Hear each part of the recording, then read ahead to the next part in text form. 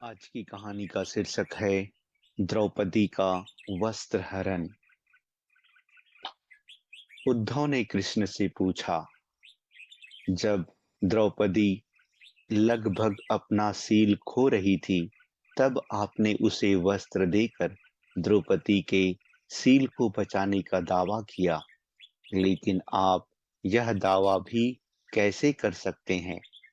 उसे वो एक आदमी घसीट कर भरी सभा में लाता है और इतने सारे लोगों के सामने निर्वस्त्र करने के लिए छोड़ देता है। एक स्त्री का सील क्या बचा? आपने क्या बचाया? क्या यही धर्म है?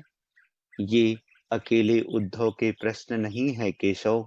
महाभारत पढ़ते समय हर एक के मनोमस्तिष्क में ये सवाल उठते हैं। उद्धव ने हम लोगों की ओर से ही श्री कृष्ण से उक्त प्रश्न किए। भगवान श्री कृष्ण मुस्कुराते हुए बोले, प्रिय उद्धव, यह सृष्टि का नियम है कि विवेकवान ही जीतता है। उस समय दुर्योधन के पास विवेक था, धर्मराज के पास नहीं। यही कारण रहा कि धर्मराज पराजित हुए। उद्धव को हैरान परेशान देखकर कृष्ण आगे बोले, दुर्योधन के पास जुआ खेलने के लिए पैसा और धन तो बहुत था, लेकिन उसे पासों का खेल खेलना नहीं आता था। इसलिए उसने अपने मामा शकुनी का द्यूत क्रीड़ा के लिए उपयोग किया। यही विवेक है। धर्मराज भी इसी प्रकार सोच सकते थे और अपने चचेरे भाई से पेश कर सकते थे कि उनकी तरफ से मैं खेलूंगा। जरा विचार करो कि अगर शकुनी और मैं खेलते तो कौन जीतता? पासे के अंक उसके अनुसार आते या मेरे अनुसार? चलो इस बात को जाने दो। उन्होंने मुझे खेल में शामिल नहीं किया।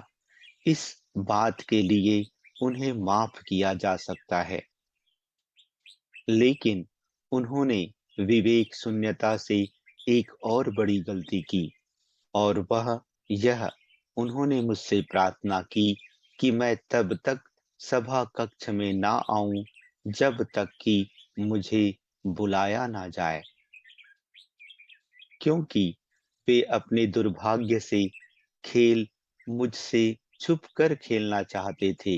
वे नहीं चाहते थे मुझे मालूम पड़े कि वे जुआ खेल रहे हैं।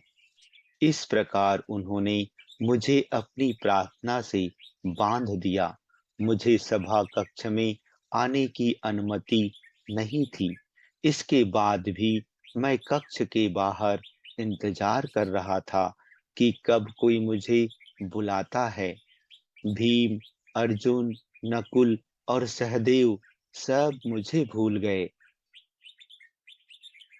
बस अपने भाग्य और दुर्योधन को कोसते रहे। अपने भाई के आदेश पर जब दुशासन द्रौपदी को बाल पकड़कर घसीटता हुआ सभा कक्ष में लाया, द्रौपदी अपनी सामर्थ्य के अनुसार जूझती रही। तब भी उसने मुझे नहीं पुकारा। उसकी बुद्धि तब जागृत हुई जब दुशासन ने उसे निर्वस्त्र करना प्रारंभ किया। जब उसने स्वयं पर निर्भरता छोड़कर हरि हरि अभयम कृष्णा अभयम की गुहार लगाई, तब मुझे उसके सील की रक्षा का अवसर मिला। जैसे ही मुझे पुकारा गया, मैं अविलंब पहुंच गया। अब इस स्थिति में मेरी गलती बताओ। उद्धव बोले, कान्हा, आपका स्पष्टीकरण प्रभावशाली अवश्य है, किंतु मुझे पूर्ण संतुष्टि नहीं हुई। क्या मैं एक और प्रश्न पूछ सकता हूँ? कृष्ण की अनुमति से उद्धव ने पूछा। इसका अर्थ यह हुआ कि आप तभी आओगे जब आपको बुलाया जाएगा। क्या संकट से घिरे अपने भक्त की मदद करने आप स्वतः नहीं आओगे? कृष्ण मुस्कुराए, उद्धव, इस सृष्टि में हर एक का जीवन उसके स्वयं के कर्म फल के आधार पर संचालित होता है। ना तो मैं इसे चलाता हूँ और ना ही इसमें कोई हस्तक्षेप करता हूँ। मैं केवल एक साक्षी हूँ।